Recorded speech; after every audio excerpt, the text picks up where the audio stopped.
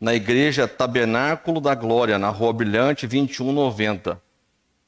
Ali na secretaria, a dona Joana tem alguns convites desse, quem quiser comprar para poder ajudar. Bem, vamos fazer uma leitura do livro Semente de Felicidade, de Lorival Lopes. Amanheça a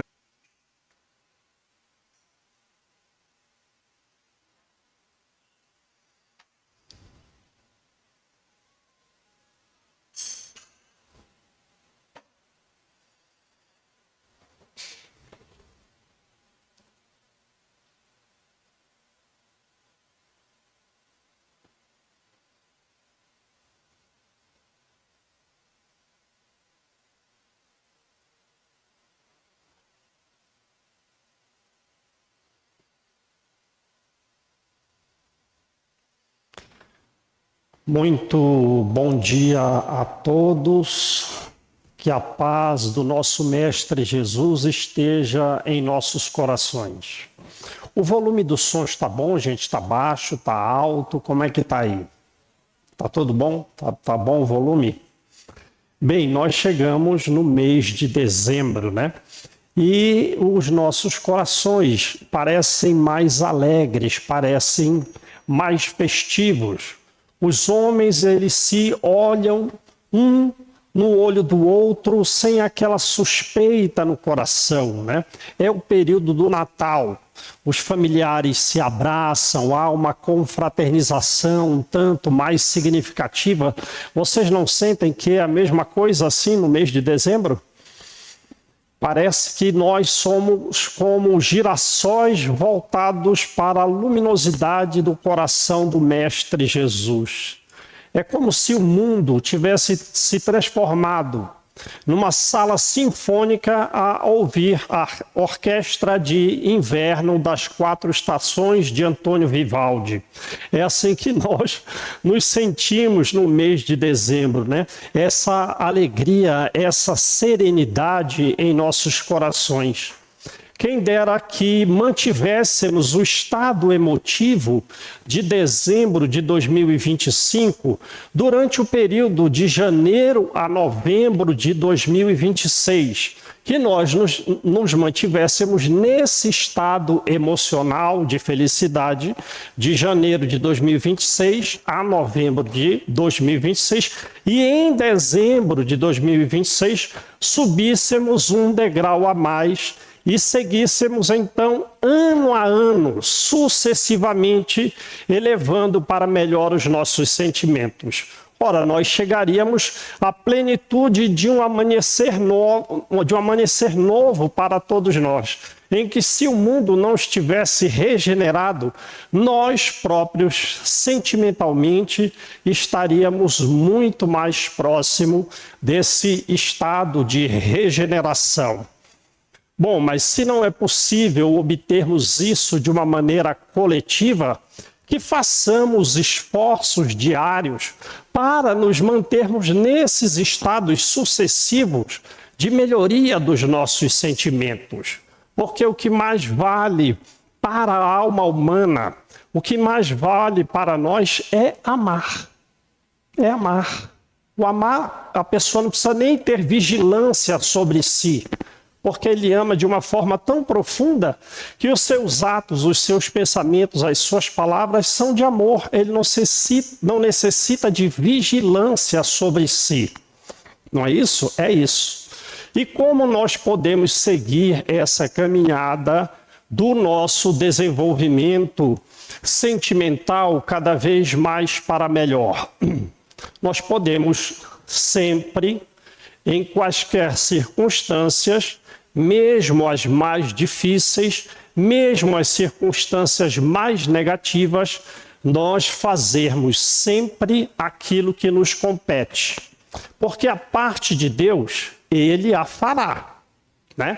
E nós falamos isso porque muitas vezes nós próprios, numa situação ou noutra, numa situação de um desafio ou de um problema mais complexo, nós nos deixamos tocar pelo pessimismo e logo estamos vinculados à desistência ou à revolta. Quando não há em nossos corações espaço para a oração que traria a paz, não há espaço para a meditação que traria confiança, e não há submissão a Deus que nos traria humildade e, por consequência, inspiração superior. Não. O que nós fazemos diante de desafios e problemas complexos? Nós chegamos muitas vezes ao precipício do desespero, quando não há nem lucidez.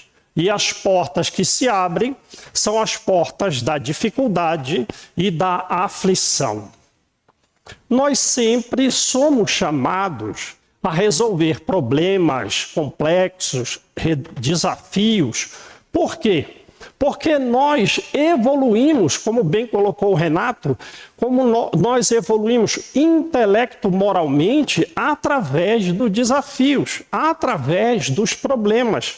Nós sempre somos chamados a realizar atividades edificantes, porque somos nós os edificados na realização das atividades que nos competem.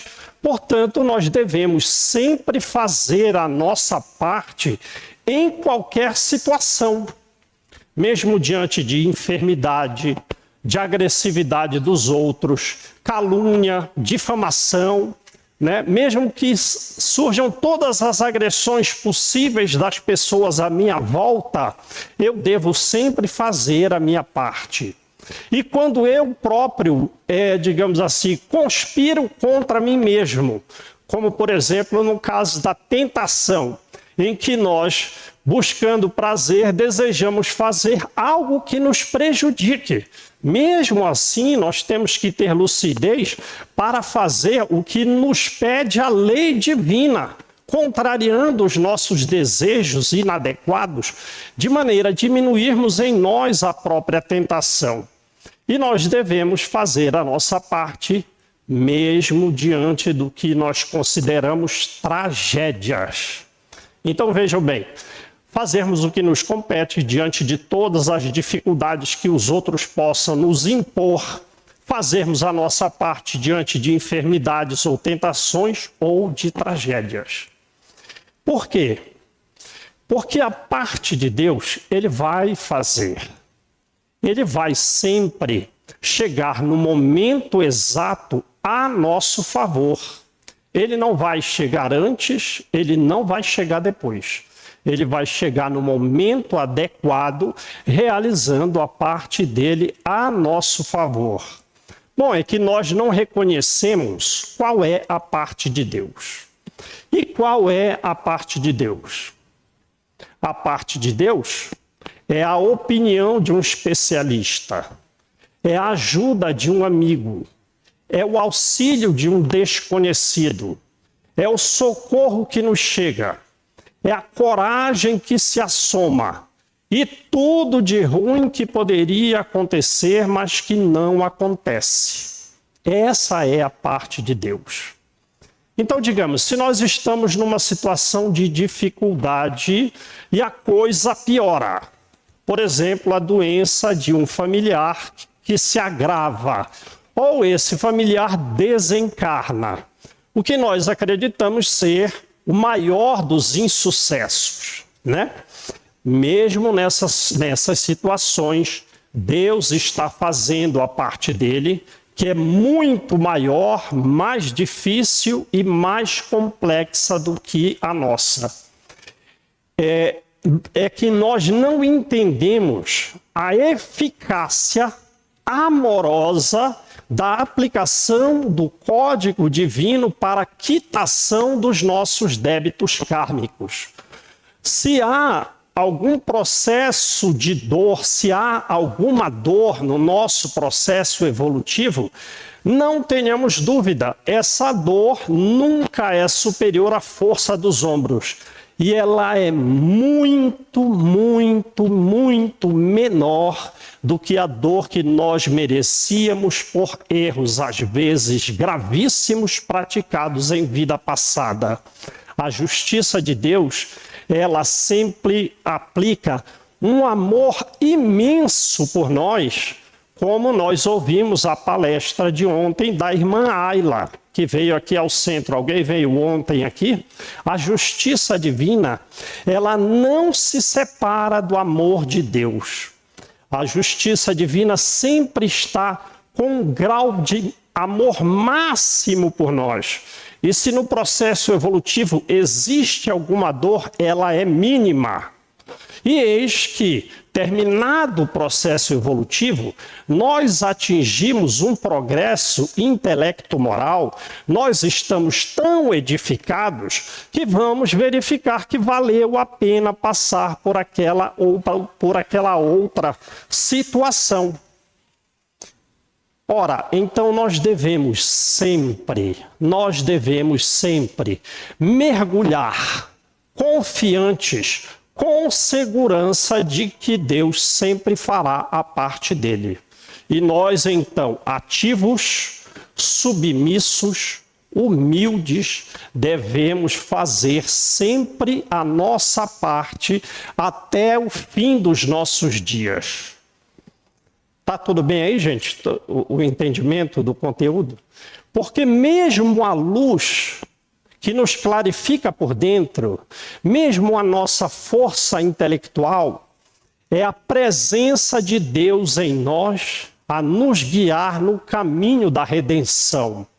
Não diz a Gênese de Allan Kardec, capítulo 2, item 20, que Deus está em todo lugar?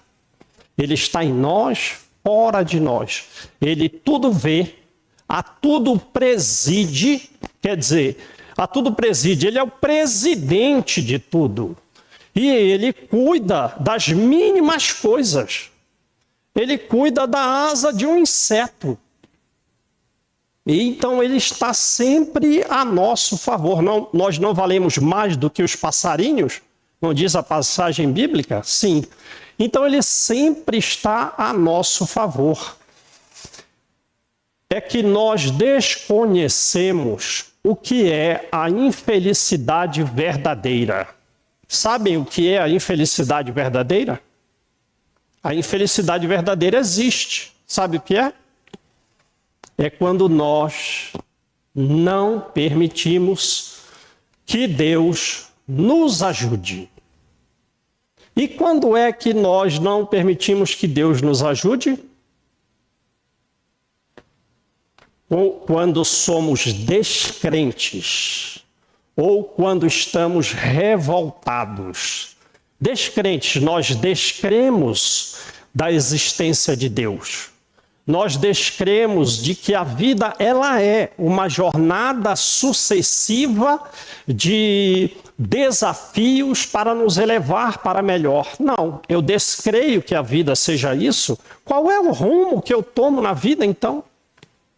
Ou que eu estou revoltado com uma situação ou outra de dor, que é para mim um desafio que me tornará cada vez melhor.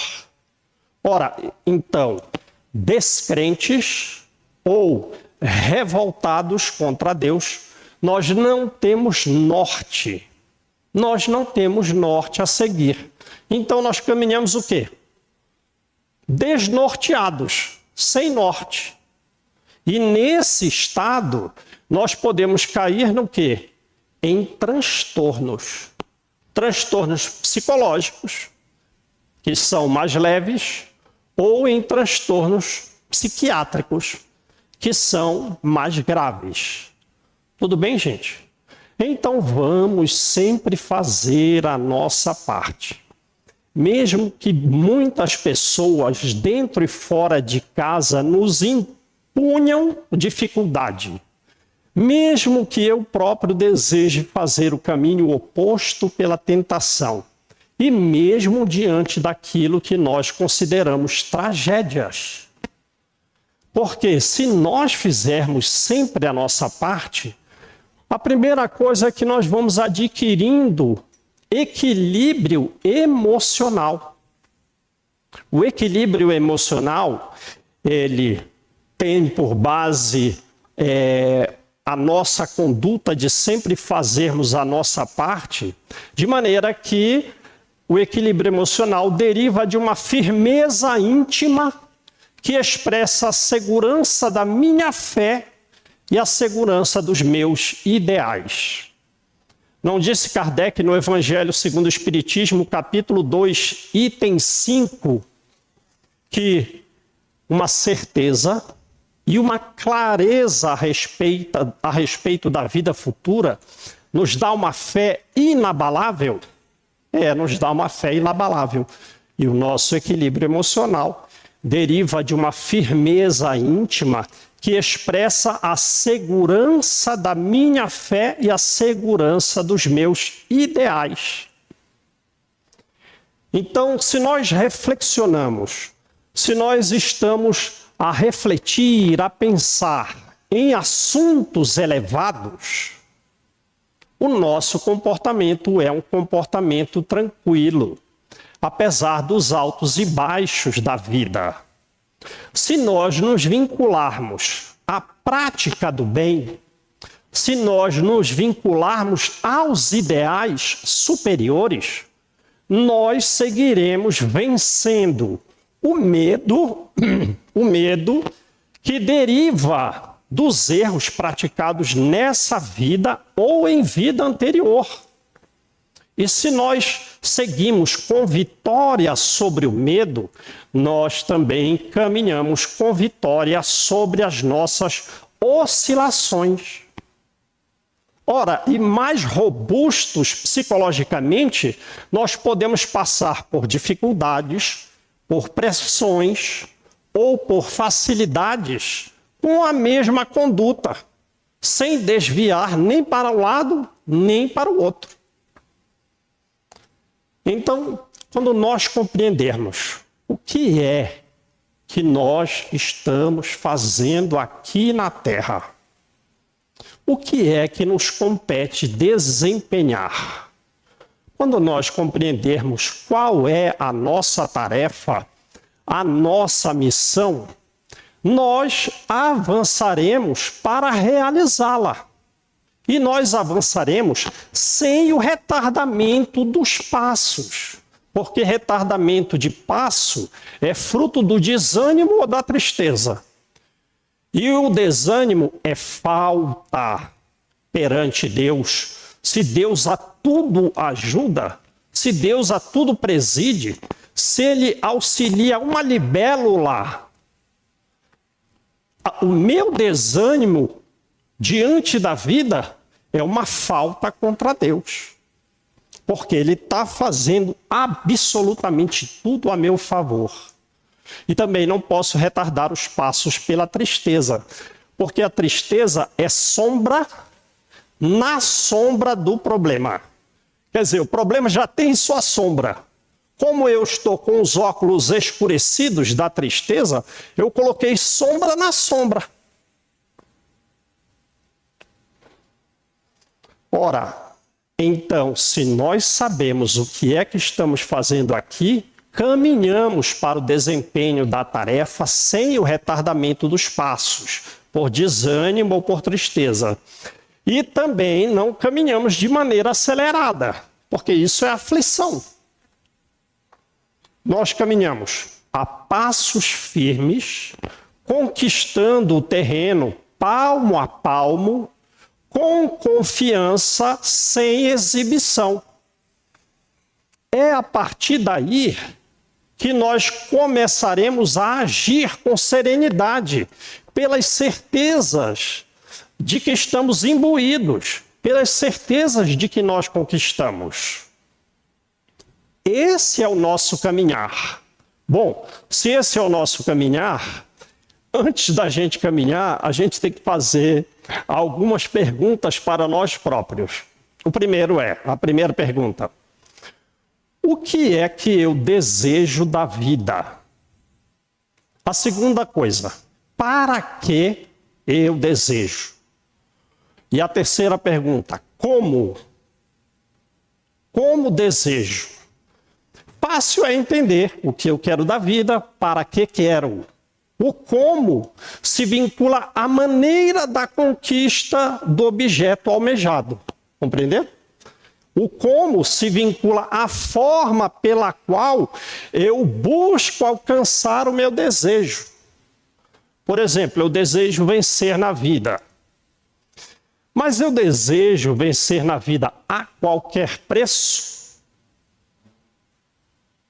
Eu desejo vencer na vida, mesmo com prejuízo para com a minha família, em que eu a encontro, a minha família, por poucas horas durante a semana?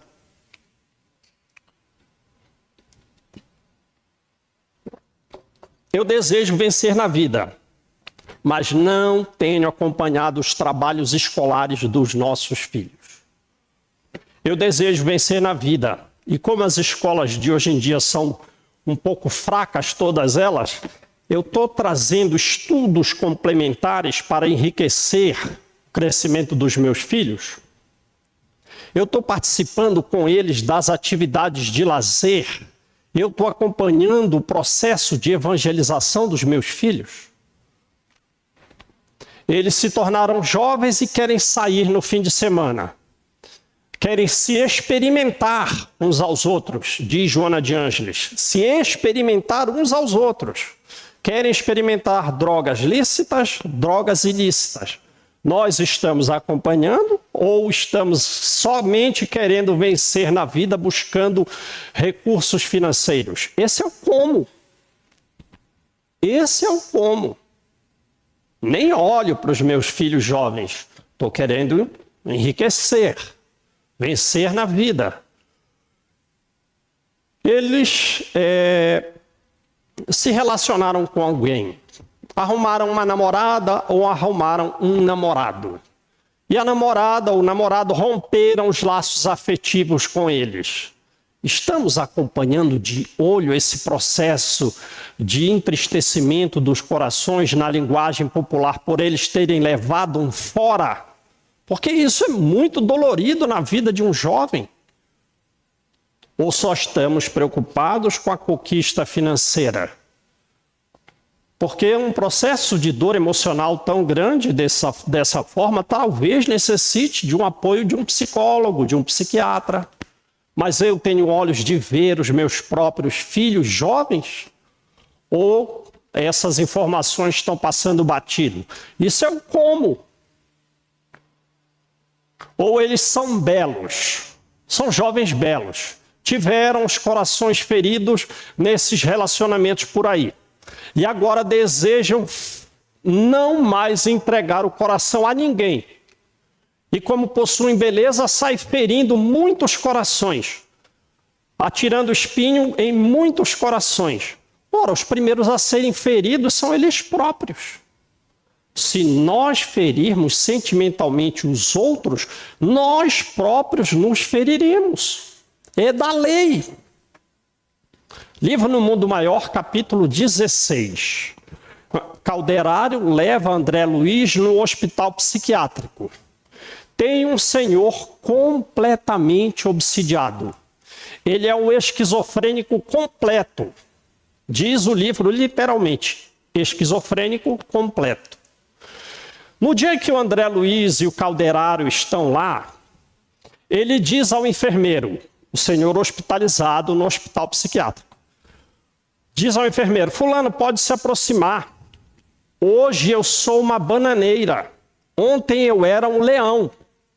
Então vejam, o enfermeiro tinha medo dele, pela agressividade que ele, às vezes, se via possuído. Completamente obsidiado. Qual era a razão? Na vida anterior, ele foi um jovem muito belo. Um jovem muito belo, que feriu o coração de muitas mulheres. E agora ele está respondendo porque elas passaram a obsidiá-lo de maneira muito firme. Então vejam a que consequências pode chegar a prova da beleza. Mas eu tenho os meus filhos belos. 3 jovens belos.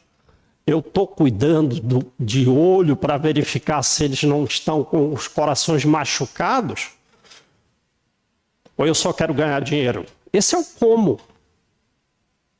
Como caminhar. Esse é o como. Porque, sendo eles belos, se ferirem, se ferirão. Responderão nessa vida ou responderão na outra. Como esse senhor hospitalizado. O próximo ponto é nós compararmos a proposta do Evangelho para nós com o que nós desejamos. E qual é a proposta do Evangelho para nós? Qual é a proposta do Evangelho para nós? Quem sabe?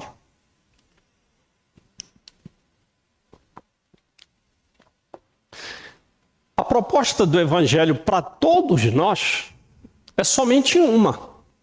Só uma proposta. Para todo mundo. Para todo mundo. Que é qual? A nossa salvação. A nossa salvação. Qual é o lema do Espiritismo? Fora da caridade não há salvação. Salvação é a proposta. É como quem diz, busque salvar-se. Aí o Evangelho explica como? Praticando a caridade. Benevolência para com todos, carinho, compreensão, afeto, afago para todo mundo, né? Que mais?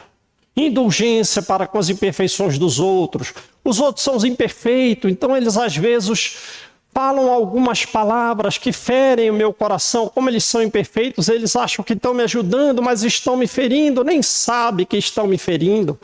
Ora, mas nós somos imperfeitos e fazemos a mesma coisa. Então, indulgência para com os outros. E perdão das ofensas. Os outros me feriram propositadamente. Perdão, porque propositadamente eu também desejei ferir os outros. E às vezes a quantia de pessoas que eu feri é maior do que a quantia das pessoas que me feriram. De uma maneira ou de outra, perdão. Por quê? Porque o perdão, num caso ou no outro, ele corta os fios dos processos obsessivos. A obsessão gera fios energéticos, escuros, viscosos, ligando o obsessor ao obsediado. A obsessão gera isso. Fios energéticos escuros ligando o obsessor e o obsediado. Se eu perdoo, eu que me libertei, porque eu cortei os fios que estavam vinculados a mim. Por perdão, eu cortei os fios obsessivos aos quais eu estava preso. Então a proposta do Evangelho é essa. Mas nós estamos comparando o nosso desejo com a proposta do Evangelho, a nossa salvação. Ora, o que é que nós estamos comparando de fato? Se a nossa vida é mais materializada ou se ela é mais espiritualizada, não é isso? O problema é se ela é mais materializada, então vamos por esse caminho. Se a minha vida é mais materializada, eu tenho que me fazer duas perguntas. A primeira, o que é que livremente eu estou semeando e obrigatoriamente colhendo? E há quanto tempo eu estou nessa vida materializada? Por quê?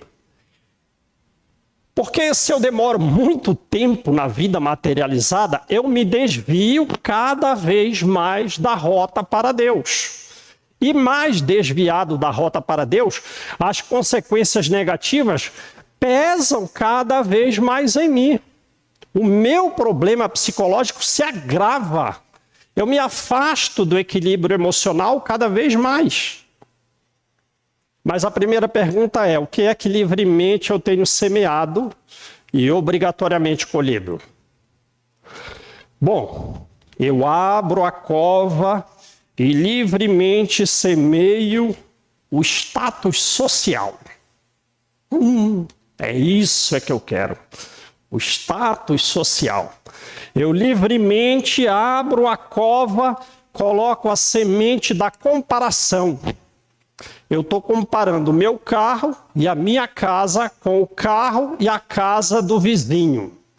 Eu estou comparando o meu carro e a minha casa com a casa dos meus parentes aos quais eu visito e eles que me visitam.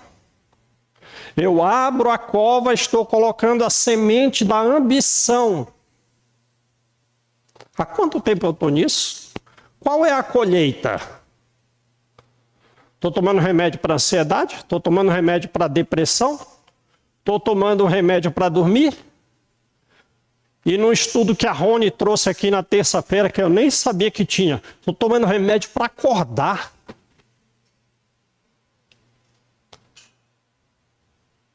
Né? É essa a colheita? Ora, Joana de Ângeles diz o que então? Para tudo, para. Faz uma oração e pede a Deus uma inspiração para que nós tenhamos a resposta à seguinte pergunta: qual é a vida verdadeira? É a vida espiritual ou é a vida material? Qual é a vida duradoura? É a vida espiritual ou é a vida material? Porque nós já possuímos desequilíbrio, o nosso desequilíbrio emocional tem causas muito profundas. Foram erros na fase juvenil. E existem muitas pessoas que são de idade, mas que se comportam como jovens, adquirindo mais ainda desequilíbrios, e tem também os desvios de vida passada. Ora, então nós devemos fazer o contrário, o quê? Buscar o nosso equilíbrio emocional. Primeiro ponto, em qualquer situação, fazermos tudo aquilo que nos compete. Mas não só. Diz a psicologia que todas as informações conscientes ou inconscientes ficam gravadas na inconsciência e que elas retornam periodicamente à consciência. Bom, Joana de Ângeles, no livro Espírito e Vida, capítulo 59, vai nos dizer o seguinte: se é isso que acontece, se esse é o mecanismo de funcionamento da psicologia, vamos enviar mensagens positivas e de uma maneira incessante, sem parar, ao nosso cérebro. Essas informações positivas, incessantemente enviadas, estarão arquivadas na inconsciência, voltarão à consciência, realizando a nossa reforma íntima. E vejam o que ela diz, Joana, que não importa nem se a gente crê que aquela informação é verdadeira ou se é falsa. O importante é que ela seja positiva e que nós enviemos informações positivas de maneira incessante para a nossa cabeça. Isso nós vamos realizar a reforma íntima. Nós vamos expulsar de nós os painéis mentais escuros dos erros dessa vida e dos erros de vidas anteriores. E é interessante perceber que o apóstolo Paulo, o incomparável pregador das verdades divinas, ele vai entender esse funcionamento de reforma íntima psicológico nossa. Porque ele vai dizer na primeira carta aos Tessalonicenses, capítulo 5, versículo 17, que nós temos a necessidade de orar sem cessar, para fazer a limpeza. Ora, para aqueles que acreditam que as coisas são possíveis, possíveis as coisas se fazem. Para aqueles que acreditam que as coisas são possíveis, possíveis as coisas se fazem. Então, o que nós devemos fazer? Estudar o Espiritismo diariamente. Primeiro ponto. Não é reforma íntima por um processo psicológico de gravação de mensagens positivas no inconsciente que retornarão à consciência? Estudar o Espiritismo diariamente. E dizermos a nós mesmos, muitas e muitas vezes durante o dia: eu estou bem, sou feliz, vou vencer os meus desvios, adquirindo meu equilíbrio emocional. Falo essa fala para mim mesmo muitas vezes durante o dia. O que vai acontecer, nos diz Joana? Nós vamos criar um hábito. E nossas ações e palavras estarão vinculadas com essas ideias que nós arquivamos positivas e de maneira incessante na consciência. E essas ações e palavras, às vezes, serão praticadas de uma maneira automatizada. Porém, posteriormente, será de uma maneira racional, de uma maneira reflexiva, quando nós estaremos melhor. São modos que se somam para a aquisição do nosso equilíbrio emocional. E essa luta deve começar agora, não podemos esperar para o amanhã. Amanhã nós estaremos mais fracos, mais receosos. Nós devemos começar essa luta contra nós mesmos para a conquista do nosso equilíbrio emocional desde já. E com coragem, com esforço, com dedicação. E assim, mais facilmente, nós entraremos numa nova era. Para nós, a nova era. Qual? A era do nosso equilíbrio emocional. Mas nós estávamos falando do Natal.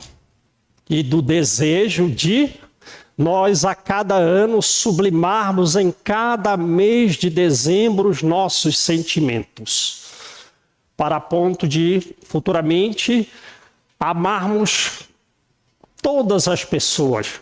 Porque não tenhamos dúvida, no livro Nos Domínios da Mediunidade, vai dizer que os nossos encontros aqui, os nossos todos aqui, têm razão em vidas passadas. Ora, e percebamos a importância do Natal em nossa vida. Se Jesus não tivesse nascido, muito provavelmente nós ainda estaríamos na matança nos circos romanos. A luta dos gladiadores começou no século III a.C. e a luta contra animais ferozes no século II a.C. E pelo nascimento de Jesus, paulatinamente, isso terminou no 5º século depois de Cristo. Pela presença de Jesus na terra, a cidade de Sidom, dominada pelos assírios, deixou de cegar, deixou de vazar os olhos dos seus inimigos.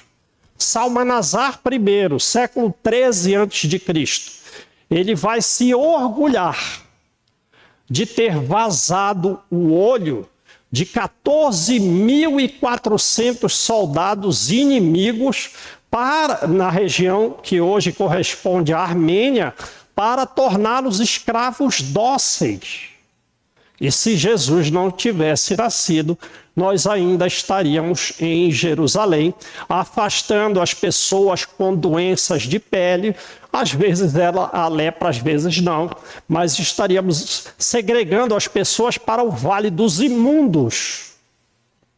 Vejam a importância de Jesus na terra, porque pelo nascimento de Jesus, pela comemoração do Natal, nós atendemos crianças carentes, lembrando que Jesus fora menino. E nós temos realmente um instituto que há 13 anos damos aula para crianças carentes.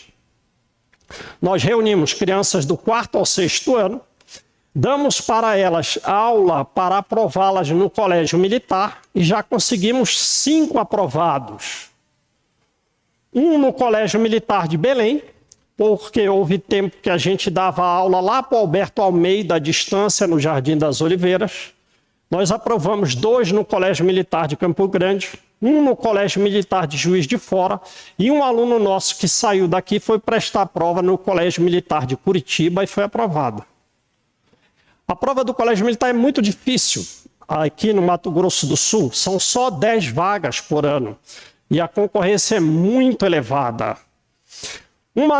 E quando a gente trabalhava no bairro da Nova Lima. Depois da pandemia, passamos ao sistema online. E temos hoje alunos em Minas Gerais, alunos no Rio de Janeiro, fora os nossos alunos daqui do Mato Grosso do Sul.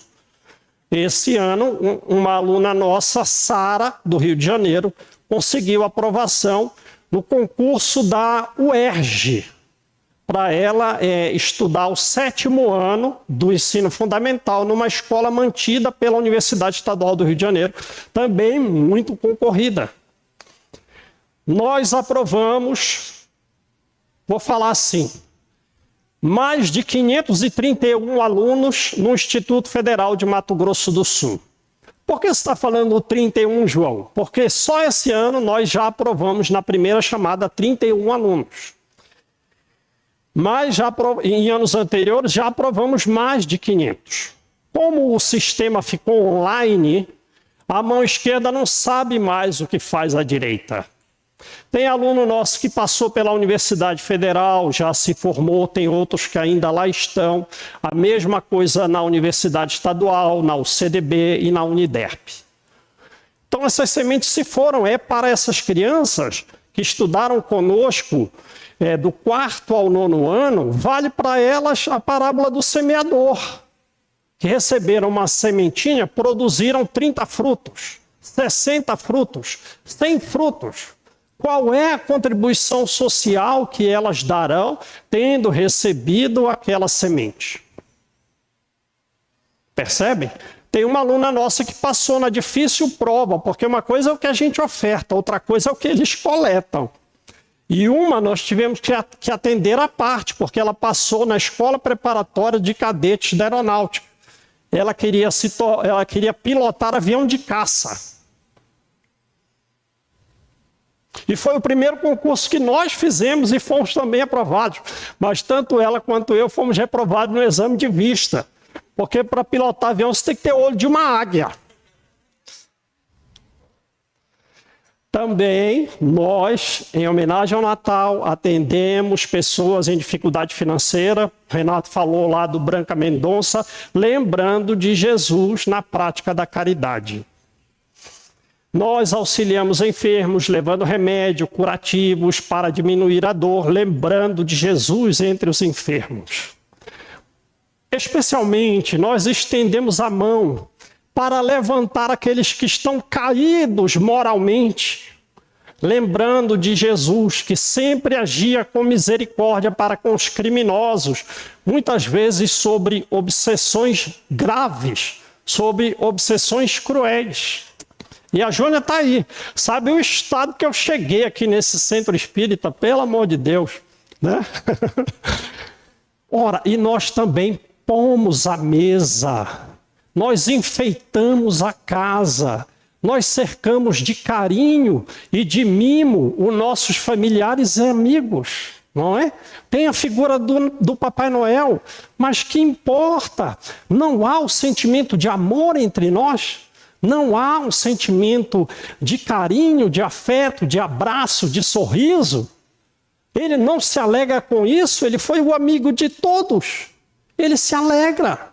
Ele participou de uma festa de casamento. E participou naturalmente de inúmeras ceias à noite. Só o Evangelho fala de 4 ceias. Ele foi na casa da ceia de Simão, o fariseu, que não teve a hospitalidade de lavar os pés de Jesus. Os pés de Jesus foram lavados por uma pecadora. Ele se autoconvidou à ceia na casa de Zaqueu. Lembram? Ele se convidou. Ele foi à ceia na casa de Lázaro, Marta e Maria. E Maria lavou os pés de Jesus. E tivemos a última ceia. Que importa a figura de Papai Noel? Lembremos do Chico.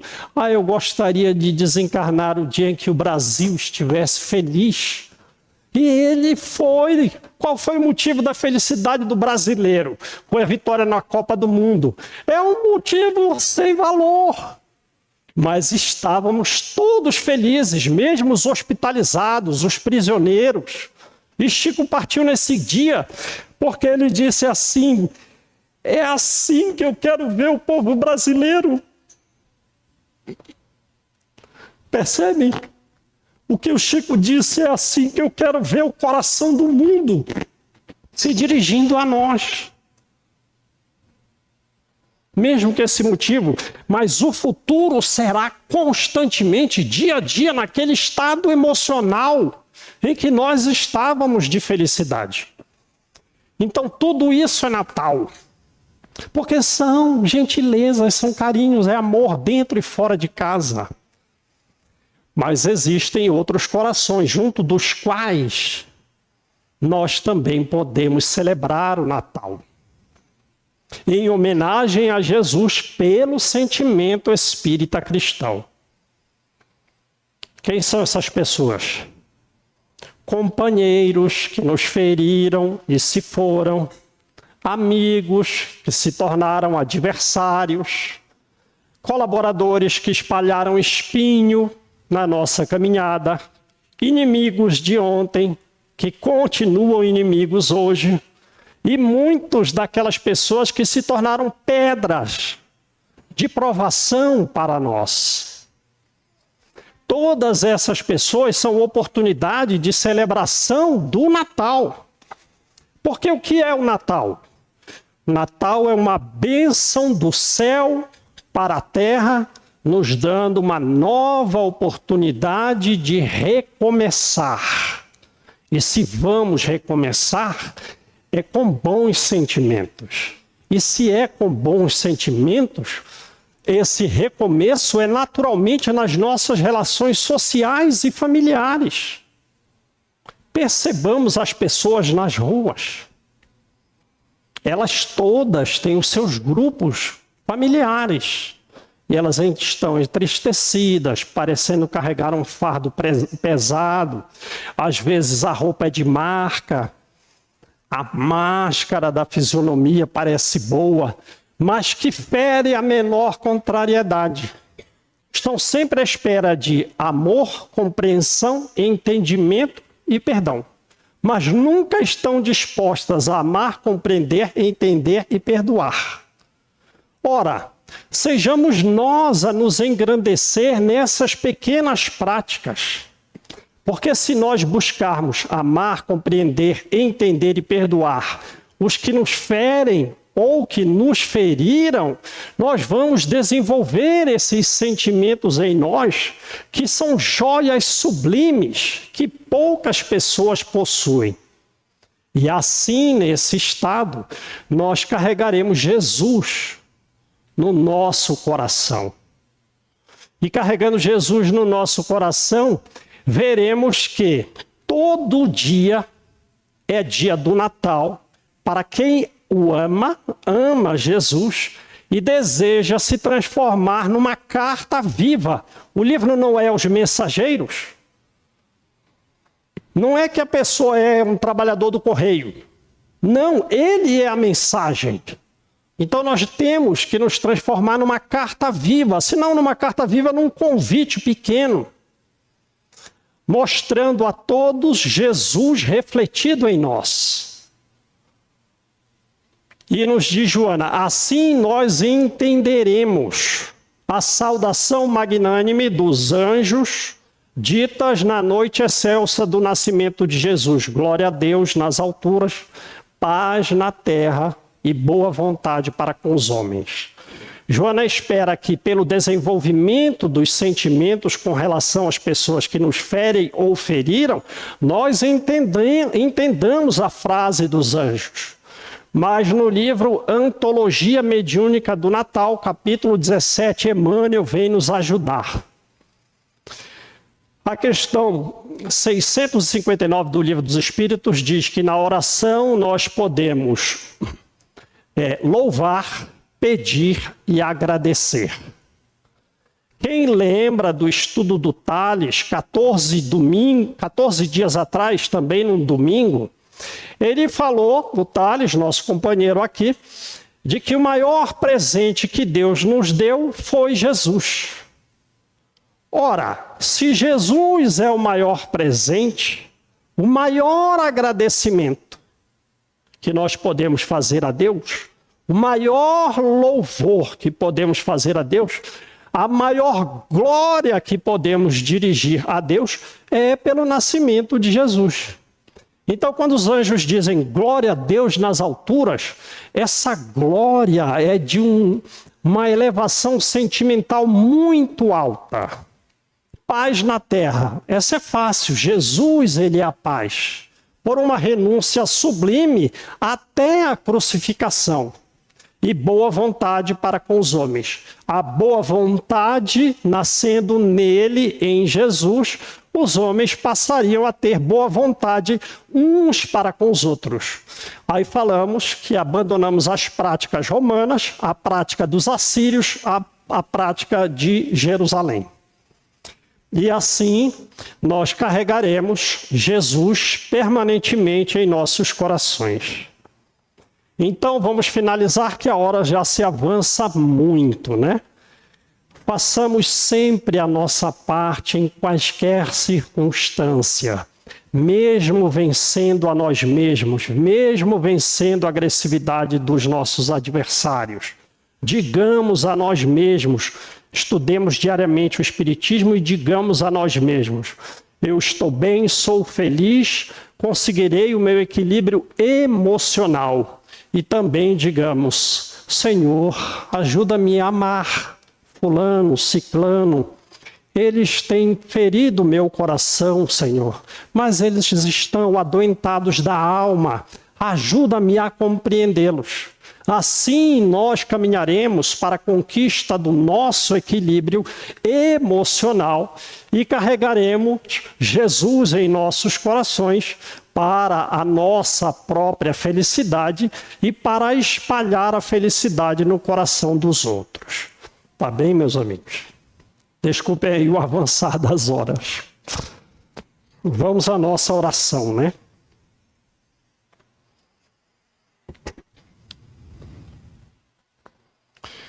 Mestre, amado Jesus, cá estamos, Senhor, e nós desejamos te agradecer. Nós queremos, Senhor, te louvar, porque sem a tua presença na terra, Mestre, ainda estaríamos na prática de atrocidades, caminhando com extrema lentidão e através de sofrimentos muito atrozes. Pelo teu nascimento entre nós, Jesus, observa-nos, Senhor. Somos como girassóis a nascer e queremos nos voltar para o teu coração luminoso e fraternal, porque a tua luz nos alimenta. Tu és a vida, Senhor, e nós te buscamos.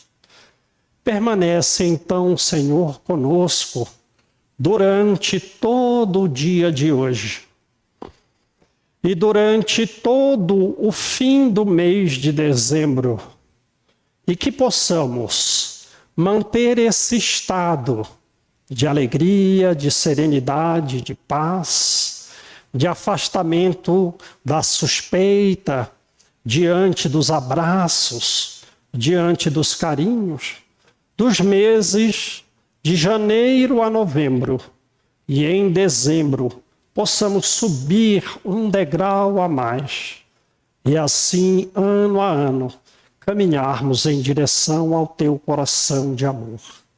Permanece, Senhor, conosco, hoje e sempre, que assim seja, graças a Deus.